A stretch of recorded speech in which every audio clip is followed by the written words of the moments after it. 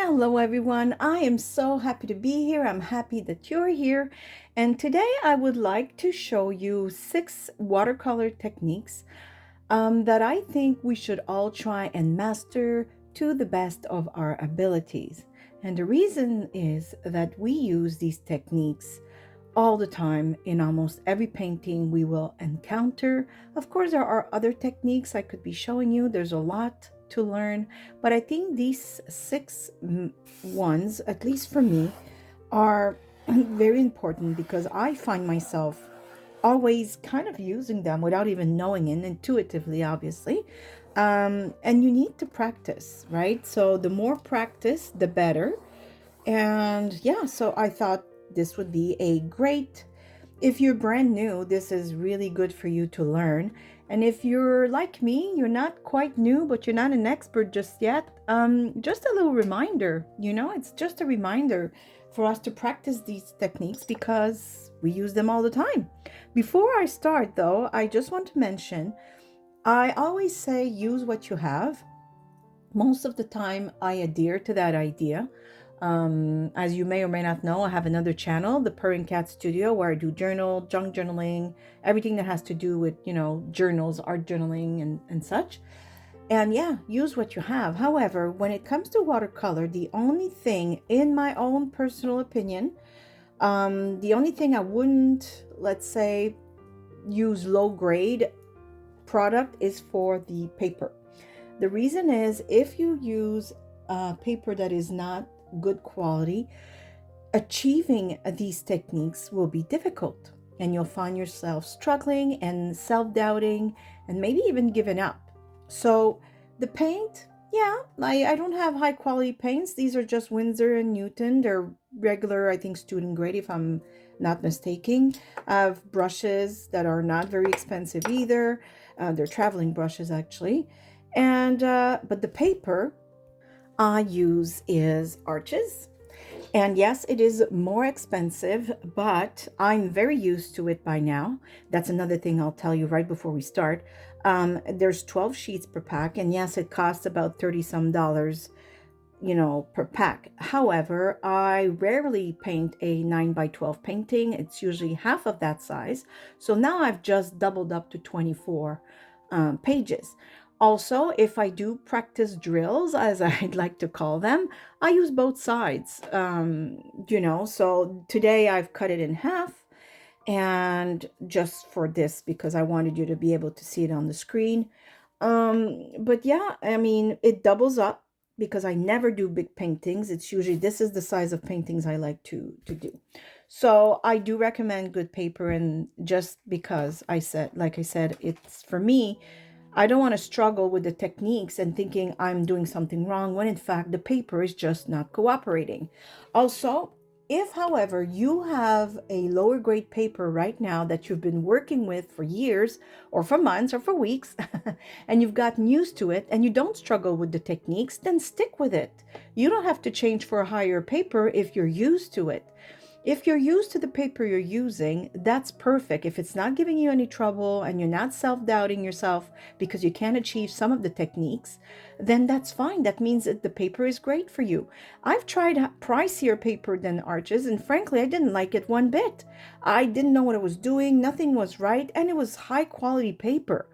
But I'm used to Arches. I know how it replies to my strokes and the water I put in. So I got used to that paper, and now I'm going to stick with it. And it is a good paper, so there's no problem with that. Okay, so let's start.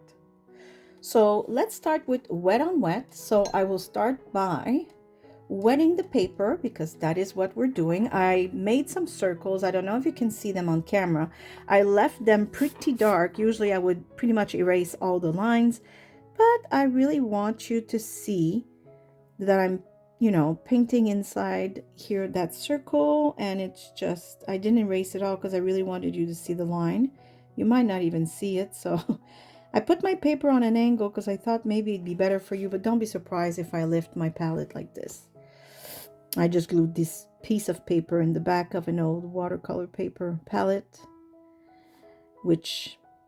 a pad, I should say, and I don't remember, but I think I didn't like this paper either. It was not expensive though. Okay. And see, that's what I thought as well. I thought, well, if I get cheaper paper, inexpensive, I can do practices on it. Wrong, wrong, wrong. Okay. I went over the line a little bit, but it's fine. Okay, so what you want when you do wet on wet, like we're doing right now, let me see if I can zoom in and show you. Do you see the circle right now? Yes, you do. Do you see the nice sheen? There's no puddles, no water is just sitting on top.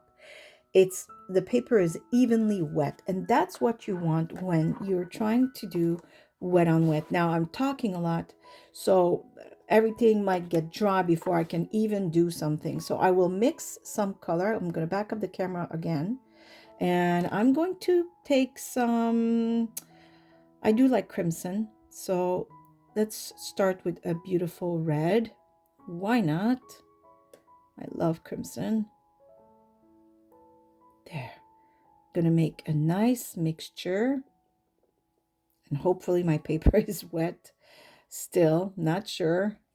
Okay, I'm gonna rinse my brush, make sure there's no paint left in it. Might use the smaller brush, but now I'm doubting my paper is very wet, so let me just go over a tiny bit. It does dry if you are filming and talking. Okay, now I think it was still pretty wet. I didn't have to worry too much. There, just want to make sure there's no puddles. So if you're doubting or if you see anything, just go back with a drier brush. Don't leave puddles. Okay, so now I will pick up some paint, and what I do is I make sure my brush is fully loaded, so not just the tip, but everywhere. If you're trying to do, depending on what you're trying to do, obviously, sometimes it's just the tip of the brush. But this time I have the intention on filling the whole circle that I've just made. And the less stroke or the less time I have to come back and fill, the better. Simply to have a consistency in how your brush is loaded. I'm going to bring you back closer. Hopefully I don't forget to back the camera afterwards. See how the water, look at this. Look how the paint is dancing right now. Can you imagine the effects you could do? You can do so much. Okay, I have to put the paper back down. I wonder if I can bring you even closer without getting you dizzy.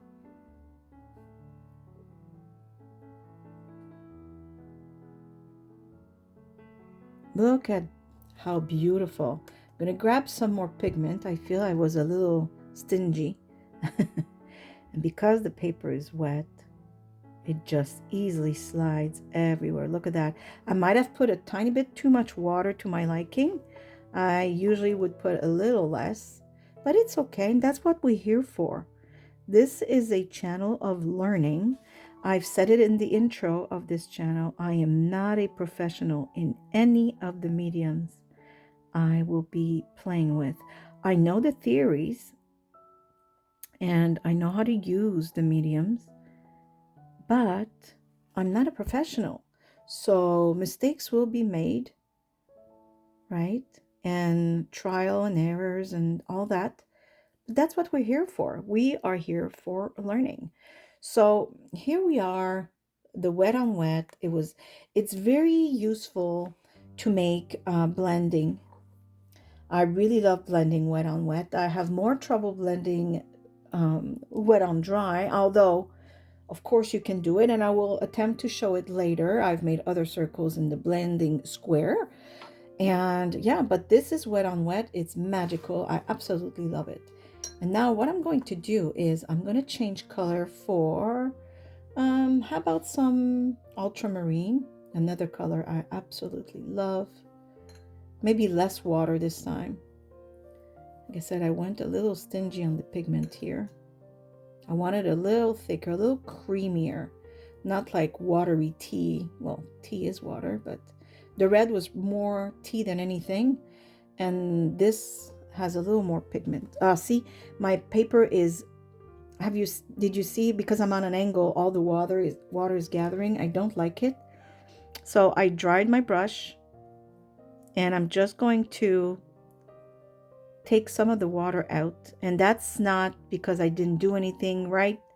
It's simply because my paper is tilted, which bring me to another point, is when your paper is tilted like that, you can do all kinds of effect, namely the blending. So that can be very interesting. So I'm going to put my brush down because I'm realizing I didn't wet my circle. So I will wet this one.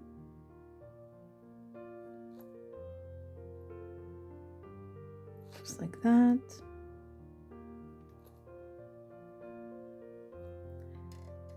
And I find it useful to just wait a few seconds so that the water is actually absorbed in the paper. And so the paper is wet, really wet, and not just water floating on the surface. So a little bit like we don't want puddles, you also want the watercolor paper, like the fibers, to have opened up and the water is in it and not on it, if that makes any sense. I think it does. Okay, so this is nice and wet. Okay, I'm going to give it a few seconds. Okay, so now we're going to put some of that blue. I'm going to bring you a little closer again. Look how beautiful. Can you imagine making a moon? Right? You of course, you'd put a lot less pigment, but oh my goodness. Actually, that's reminding me of something I want to show you later in the negative space. I had an idea, but now I have another idea, so. Oh my gosh, look at that. It's so beautiful. Oh, I love it. See? Oh, I know I'm not doing this right, by the way. I just got excited and distracted by watching the pigment flow. Technically, you're trying not to go over like I've been doing. However, if you want to be honest, this is wet, right? Everything's wet, nice and damp, so you're not going to do a whole lot of damage. If I was doing wet on dry, you're not supposed to go back too much because as we put the water on the paper earlier, and I said, you want the paper to absorb all this wetness. Well, the same thing will happen with your paint, meaning as soon as you lay paint on dry paper, your paper is already going drinking the color. So when you go back and try and fiddle with it and play around because you think, you did something wrong, guess what? That layer is already dried and you're coming in and you're playing with the color and trying to go back in. You're adding pigment to something that's already part dry. So it's not a good idea. Okay, so here's what you can do. You can do all kinds of effect with wet on wet. So I will take some water and I will just, do you see that? See all the blooms? Now, blooms are usually something you're trying to avoid. However, it might be something you want, depending on what you're painting. So that's pretty interesting. Now I'm going to put some salt. And we'll come back to it later. I put a little too much. I got a little too excited. Again, we're going to let it dry, and then later I'll brush it off, and you'll see what it does, okay? So an even wash, and then we'll do lifting. Since we're doing an even wash, why not try and do some lifting? So I'm going to attempt, and I say attempt because I'm not great at it. I'm going to attempt to do a even wash with wet on dry, and then with wet on wet. And you'll see, it's, for me anyways, it's a lot easier to achieve a beautiful, even wash with wet on wet. And that's, again, it's about practice. And because I haven't had to do it, I love to work on wet paper. That could explain why I haven't been super successful just yet. So again, make sure that you load your brush and that you have enough paint to keep you going throughout your even wash process. The reason is, if you don't make enough paint, you will have to make some more while you're going. So two things happen there. First, this starts to dry. Second, you might not make the same exact mixture as you did the first time because, well, we're not machines. We are human beings. So when you go back to get some pigment and your mixture is not exactly the same, guess what? It will show on your even wash. Okay? So let's start. I can't promise anything. Like I said, this is not a technique that I've practiced a whole lot. As our parents would say, do as I say, not as I do. At least my parents would say it. Okay, I have a little too much water to my liking, but now I'm gonna try not to go and fiddle with it too much because I'm just trying to show you something here. Technically, Chantal would want to go back and fix this. And maybe I can because everything is relatively wet and it's not a big surface. So if I really want to, I can. But see, I can see on top, very top here, that it's already started to dry. So technically, you're not supposed to touch it, okay? I'm cheating right now because, like I said, it is a very small area. But let's say I'm painting a big, a big picture, a big painting. If I go back up by the time I'm down here to fix something, it will show. It will definitely show because too much time has passed, okay? So now I'm going to rinse my brush and I will wet the other side and to do an even wash with wet because I like it and it's easier for me. Which I know some, by the way, I know you know this, but I'm still going to tell you. Oops, there's still some orange left. It's okay. A lot of techniques intertwine with one another, right? So right now I'm doing, an even wash on dry and then I'm doing an even wash with wet. Well, it's pretty much wet and wet, right? The only thing is wet and wet, I didn't have to go all even. I could have done a gradient, it doesn't have to be all even. But so a lot of techniques intertwine, which is another good reason why you should try and practice because you'll use them all the time. And like the even wash, if I practiced more, I'd get better, obviously. So I'm going to load my brush real good and I'm going to do it wet on wet. Wet on wet, why I like to do. Now, of course, I'm going to say that and today I'm going to have trouble because that's the Murphy law, I think, Murphy's law. What I like about doing an even wash with wet on wet is because everything is so damp and wet, I can go back without any fear, and even on a large surface area, I can go back without any fear of making streaks in my painting if I want to fix something. Whereas here, I don't know. Oh, you can see it. Do you see that very top part here?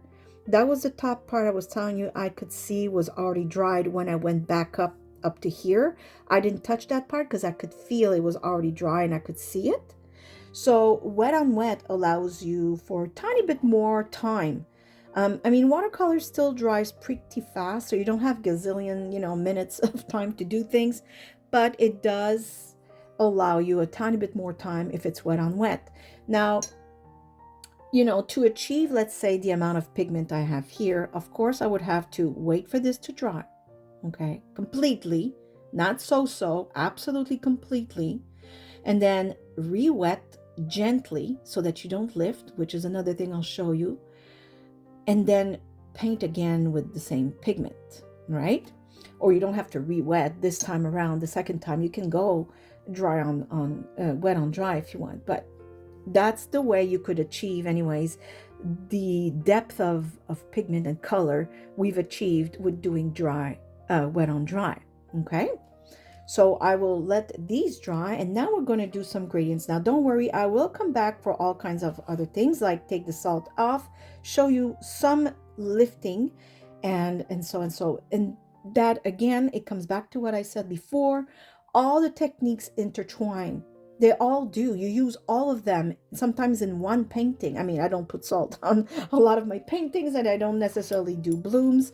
Uh, but you know what I'm saying is it they do intertwine, right? A lot.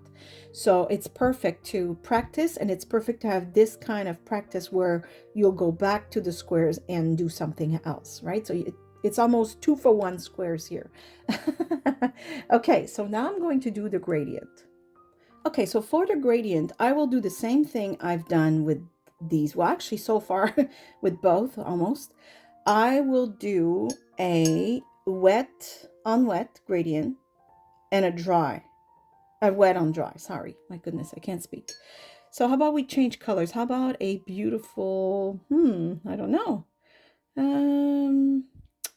Maybe permanent rose? I know it's rose permanent. I can't say it. I always say permanent rose. So I'm going to back up a tiny bit so you can see me mix the color. I went ahead and changed my water. I have 5 jars of water. Can you believe none of them were clean? I'm sure you can. If you're like me, if you paint, most of us, I don't know what is wrong with us. We just accumulate accumulate dirty water bottle containers. Talk about lazy. Okay, so I will use a lot of pigment on this one and less water. And what I'm going to do is I'm going to start, and this is wet on dry. Okay, so what I sometimes do, let's say you're painting something, obviously, duh, and then I would rinse some of the pigment out like that, and now I would continue and pull, if you will, and then again rinse and then continue. Now I'm exaggerating, so maybe it's not very perfect. I'm just really trying to explain more than achieve, perfection for this exercise. So I apologize if some of you are even better than me. Say, what is she doing?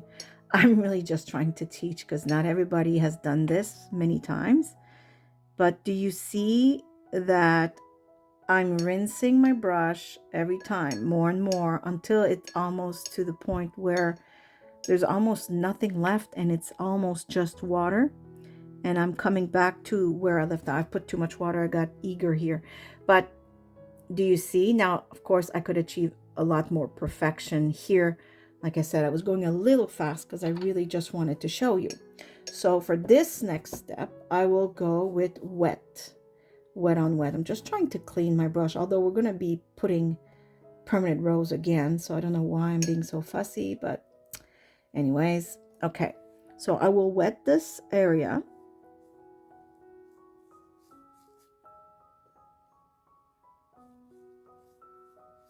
Just like that. Oh goodness, I wasn't sure I started my camera again. Every time I pause to do something or reach out for something, I'm nervous because many times I've come back, talked for 10 minutes only to realize, oh, where did I take this paint from? The edge of the container. Goodness, let me re-wet this. I got some clean water, but I didn't clean the edge of my container. Bravo. Okay, so this is wet. There. Just going to make sure I have no puddles.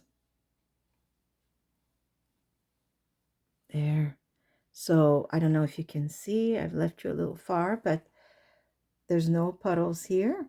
We have a beautiful sheen. Maybe I could make it better. I keep forgetting my paper is tilted. So now I'm going to make it straight. Okay. Now, I'm going to take some pigment. Make sure I have enough on my brush.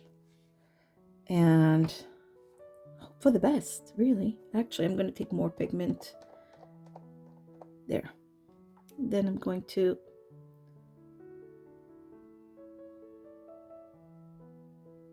And then I'm going to rinse just the same way we did earlier and get rid of some of the pigment and come back.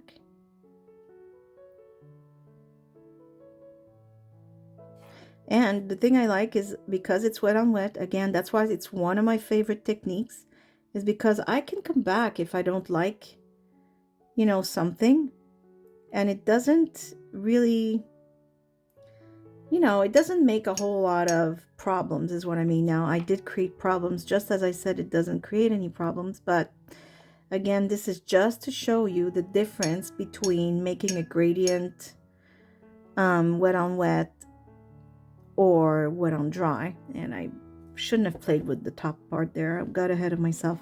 It's okay. Okay, so now the dry brush. That's really overlooked, I find, but I might be mistaken. Maybe you use dry brush, but I think, well, if you're like me, I was always afraid for some reason. I don't know why, but I was always afraid of dry brush. So I'm taking some pigment and I'm going to eliminate a lot of the water in my brush. I want it to be dry and sticky. So to the point where that little cube there, don't remember the name, well, I think the well, anyway, is almost coming up with you, right? So it's sticky because I want this to be dry. Now I might not, I don't know if it's dry enough or not, but okay. Oops. I'm trying to get, I have some paint on my hand here. Okay. So dry brush is actually pretty useful, and hopefully I can show you a good example. So now it's not very dry, of course, but it's okay. I might be able to still show you why it's so awesome. It really, really is.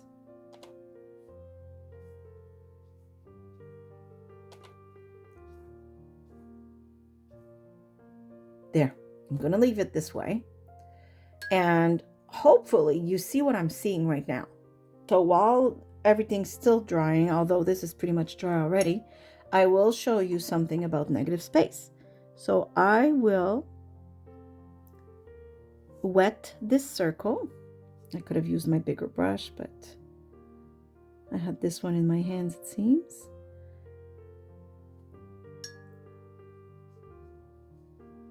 There, nice and wet.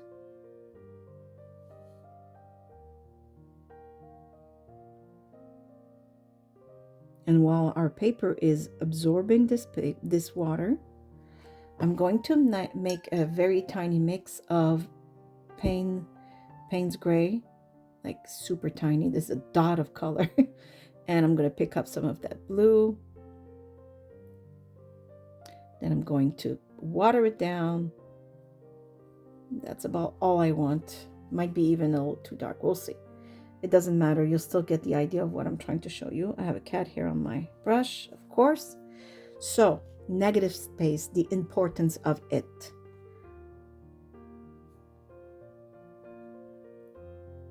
I'm going to show you why it's important.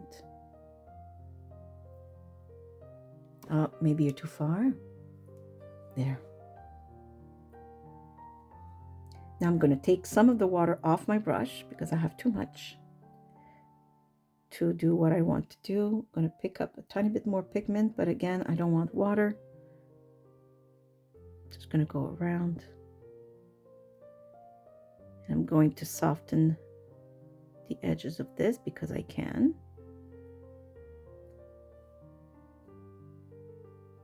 You can take the water off if you think you have too much. That's what the fun is about, wet on wet. You can just do these types of things, right? And you're not going to disturb anything you're trying to achieve.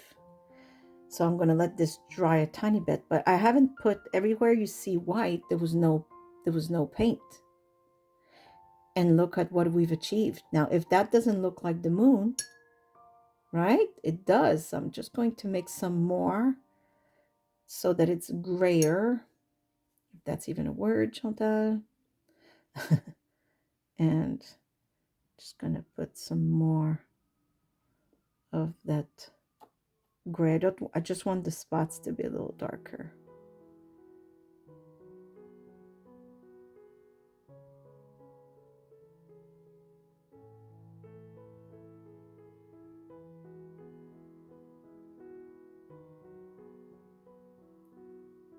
So instead of, let's say, painting everything and then going back with maybe white acrylics, which is a lot of times very useful for highlights that we're trying to do, or snow, or whatever we want to do. Negative space like that allows you not to come back to do anything. And although there's a moon there and not a sun, I'm going to show you another example of negative space and why it's so useful to try and control it, or maybe control is not the right word, but try and get used to creating the negative space. Okay, so I'm just going to blend. You don't see that. So I'm going to blend some, hold on, I'm going to back up there. I'm going to blend some very, very light blue, an extremely light wash. There's barely any color left on my brush, and that's what I want. So hopefully I can do this right. And I'm just going to do some things here. I'm going to try not to touch the moon. I don't have a whole lot of space because the squares of practice are relatively small today.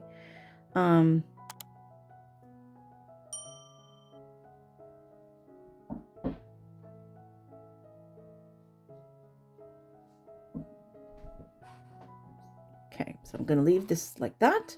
Now I'm going to pick up some green, or a viridian or sap green. No, sap green. I like sap green. So I'm going to pick up some sap green. Again, a very light wash. And I'm going to go right here. Just like that. And as I go up, I'm going to take even more paint off my brush. So I'm going to, lighten it to pretty much water, as you can see. And now I'm going to go back with a tiny bit more pigment and lay some pigment down here. And as I go up, of course, the pigment is kind of disappearing, but I'm going to help it by dabbing my brush on the paper here. Then I can even, if I want, add some of that gray that we created for our moon. Put some down here. Okay. Now I'm going to leave this alone for now. And I'll come back to show you something. So as you can see right now, the moon, the negative space was very useful. We didn't have to do anything and we created our moon. I could come back and add some darker shades, make my circle a little better, but I think you get the idea. Now, the dry brush, I hope you're seeing what I'm seeing, but to me, this seems like it's a mountain. And the dry brush itself created negative space. So everywhere there's nothing, those could be the highlights. It could be snow. It could be just the light reflecting on the rocks.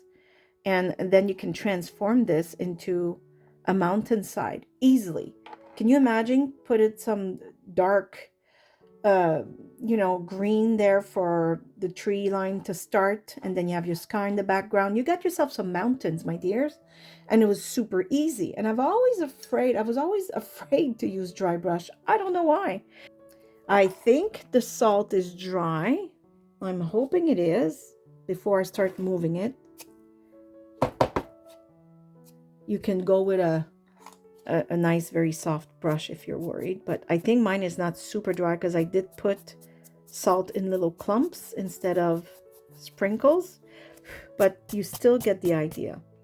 Look at the nice, sharper. See, these blooms are soft, and with the salt, they're a lot sharper. So that can make extremely beautiful effect for snow, for instance, in a sky. Whether it's a day sky or night sky, I think you would see the snow in a very soft way. That could be very, very nice. So back to our negative space. Let's say that I do a tree. I'll just make a very whimsy tree here. Nothing too professional here. So I'm just like doing the outlines of it just to show you what I mean. So do you see by me just, I'm not going to paint it. I just want to show you. So I hope you see the tree on camera. Yes, you do.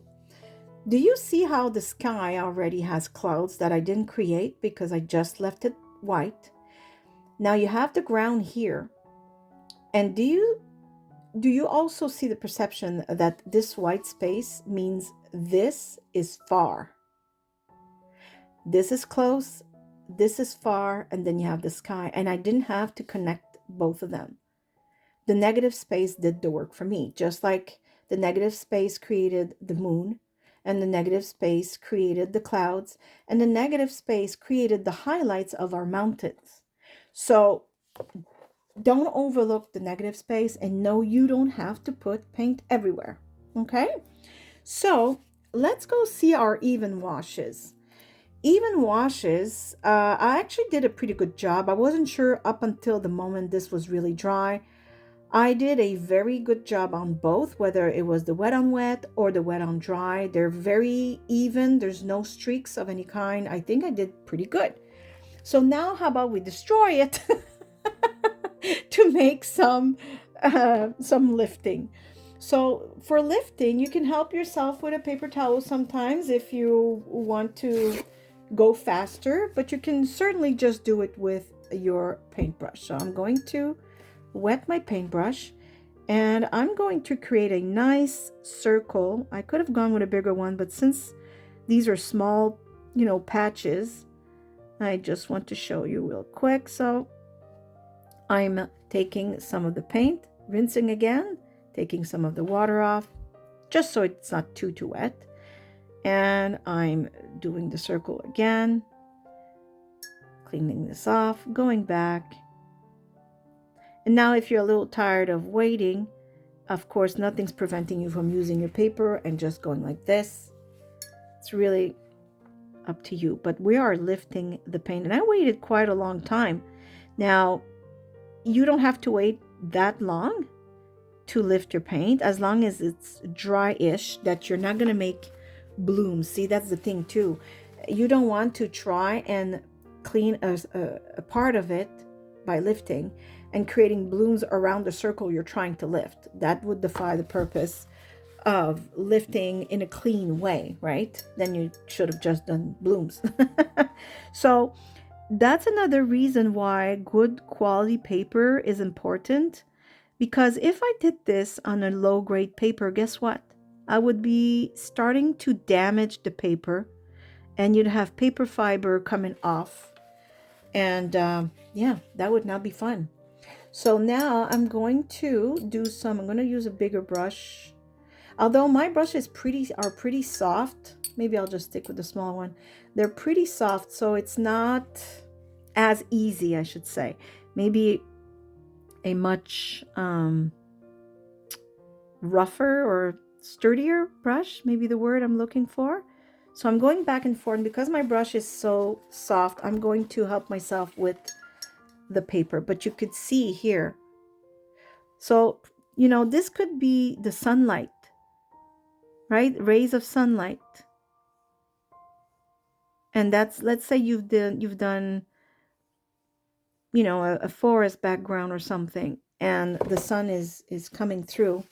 Well, that's how you could do it. It doesn't have to go back to the complete white. Maybe it's subtle, right? And that's how you lift. It's as simple as that. Now you could also go with a card, like a credit card or gift card. Don't use your real credit card.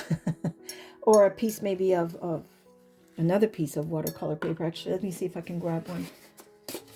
I don't know if it'll work because it's paper, rubbing on paper, but you could wet the edge, right? And maybe that's too wet. But since, you know what I mean? Because my brush is really soft, I put too much water on the first go. But, you could do like that. Whatever you want to use to lift, you can test and try and see what works, okay? So lifting can be very useful. Let's say you did a whole blue sky, a whole magnificent sunny day, and you forgot to put the sun. You can't put yellow on blue. It's not going to work. It's not going to show, or it might even turn green. You can lift the paint first and go back and put your yellow, right? Same thing, you forgot to do a moon. Well, don't wait too long. You don't have to wait until it's extremely dry, but drier than wet. so that you don't create a bloom, and you can take away your circle and make your moon. Okay? Blending. So blending is a lot of fun. I love it, especially if you're doing fruits and, well, actually, whatever you do. But let's do a nice, okay, I'm going to take lemon yellow. I'm going to go dry on wet for this. And I'm just going to put some, oh, good, I was filming. Again, I had a little worried that I wasn't filming anymore, which would not surprise me. So I'm going to put yellow all over. I didn't create a little puddle of yellow. I'm just dabbing it back. Hopefully I create the same consistency of paint, which is another thing. Try and make sure that you don't create different consistency, because as you lay the paint on your paper, if one consistency is too much like tea and you had, more like a cream, well, then you're going to create blooms again. So it's really about water control all over, really. So I'm going to rinse this off. I'm going to grab some green, some sap green. Again, I'm not really creating a puddle of paint, which I should, but I ran out of wells. That's my excuse. I'm sticking with it. Okay. So I'm going to add some green. And because it's wet on wet, as you can see already, the paint, maybe you're too far. I'm going to get you closer. The blending has begun without me really doing anything other than laying the green on there. And look at that. It's so beautiful and soft. I love how soft it is. And if you're unhappy with this, well, it's the paint. It's not wet on wet. Actually, I made a mistake. But what I meant was the yellow made the paper wet. So now it's kind of wet on wet. But it will dry faster because the initial paper was not wet. I hope I'm not confusing you. Now I'm just going around for fun. But see how soft this is? Oh, I love blending. It's so nice. So nice. I absolutely love it. And see, I just wetted my brush. I pretty much dried it all. Make sure there's not too much water. You can always, see if it's damp and not dripping, so you don't have any water drops here. And you just go back and you can smooth it out. Actually, this one had too much water. I might create a bloom here by accident. But I really love blending. It's so much fun. And you can certainly go back and add more pigment, just like that, while your paint is still wet. And it's just so, I just love it. It's subtle. It's perfect to make shadows. And, you decide where the light is coming from, and then you go at it, right? So now I'm going to do another blending, but this time the paper will actually be wet before we start. So I will wet this surface right away. And it's going to be pretty much the same, simply because, like I said, even if I did apply the yellow, wet on dry paper, once the yellow was there, then, the paper was wet with the yellow. But this time, everything will be wet previous to putting any kind of color. So how about we go ahead with the yellow again. I'm putting a lot of pigment just because I didn't make myself a little puddle of yellow.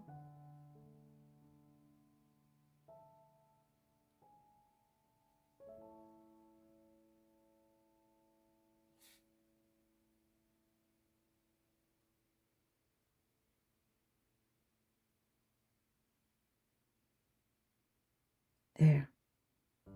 So now I'm going to grab some green. This time it's a little more liquid. I think I'm going to take some water off. Okay. And just going to go around.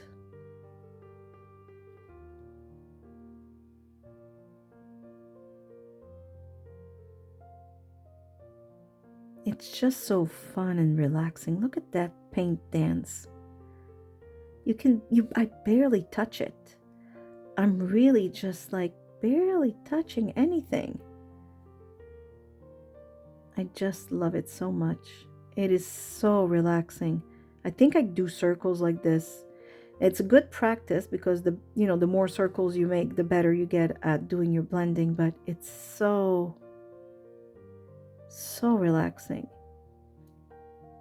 Look at that.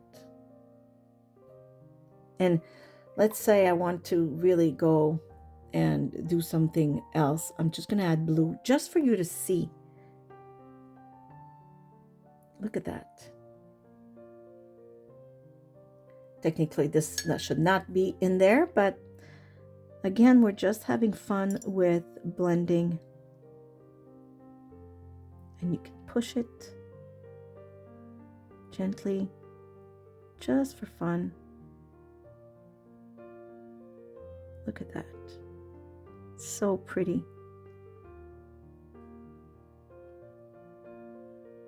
Love it. And like I said, the more you practice blending, the better, of course, you'll get at it, just like anything else. But you'll might even decide to, blend opposite colors and all kinds, right? It's depending on what you're painting. Might really come in handy. And yeah. And it's really gentle, as you can see. I'm just simply pushing around the pigment and see where it goes. So how about we go super bold? I'll take some violet. I'll go wet on dry again. Why not? Just to see what we can do.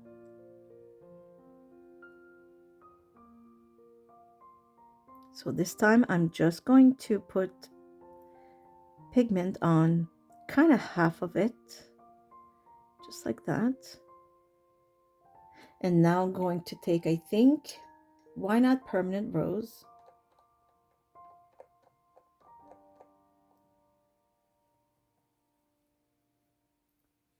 I'm going to put the pigment here. I hope I have the same consistency because it won't react the same way if it's not.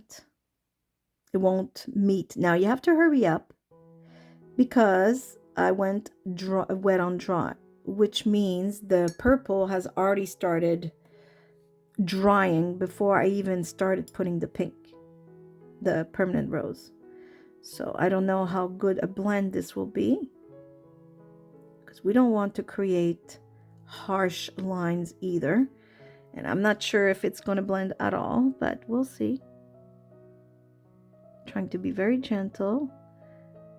And I don't think I had the same consistency at all.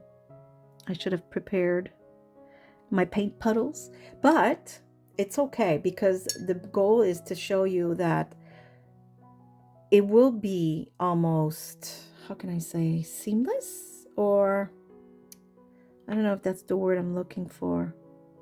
Oops, water bloom alert. Just gonna put more pigment for this. I shouldn't have touched it. It was fine. I was so eager to show you the two colors merging, but it's okay.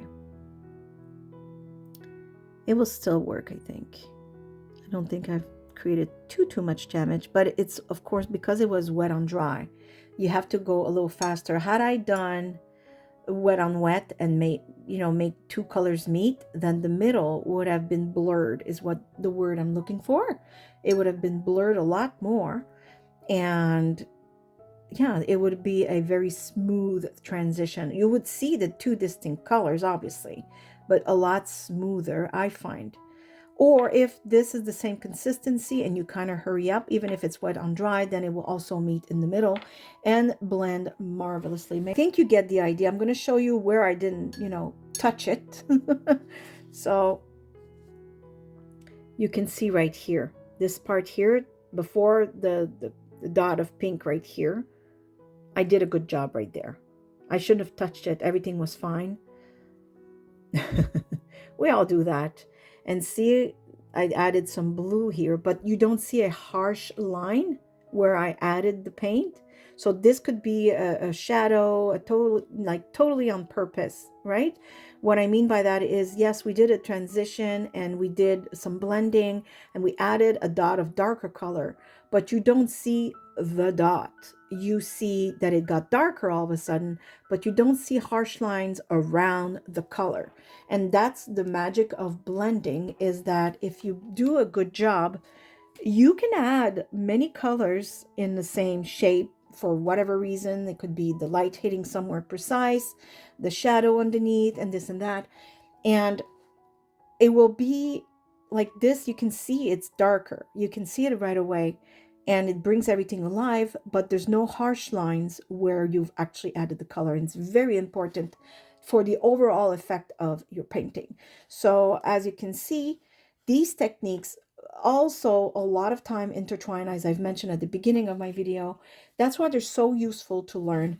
The gradient here, again, I did retouch this and I shouldn't have, but the rest of it, as you can see, is extremely smooth. There's no streaks. And here I should have done it a little wider because it's actually pretty good. But when you see the beginning here, do you see that? When you see the beginning of the paintbrush, your eyes will kind of imagine the line that's not there. But look, the gradient is actually pretty good. Very, yeah, very nice. Even if this was wet on dry, sorry. And yeah, I like the salt. I didn't take all the salt off, but this is perfect to make snow. Absolutely lovely. And yeah, I hope you've learned something. I hope you've enjoyed this video. I hope you are forgiving. I'm not used to talking while I paint. I'm not used to talking while I'm practicing. I'm always in silent, alone in my studio. This is a new channel. So I'm going to get used to explaining the theory and the techniques I'm doing, but I hope you can just be, forgiving for my first technique teaching and talking at the same time. So I hope you've learned something. I hope you've enjoyed this video. I really encourage you to practice these techniques. They're so important for your progress in your paintings. Don't give up. And another thing before I go, please remember that when you do watercolor, actually when you do any kind of painting really, but watercolor specifically, it has an ugly stage. Oh my goodness, does it ever have an ugly stage? Like this moon right now, it's not bad, but it's not perfect. I would have to go back and add some more depth, right? Not touching the negative space necessarily, but just around, make the details more crisp. So there's always an ugly stage. You have to push through. You have to let it dry. You have to come back. You have to add your layers or your glazing or whatever it is that you're doing. Don't give up. Don't give up. So we'll have other lessons anyways where I'm going to show you why you don't have to give up. And I will leave you on this. I do hope you are all happy, healthy, and safe. I give you a great big hug from here in Nova Scotia, Canada. And as usual, thank you for watching. See you soon. Bye. Bye-bye.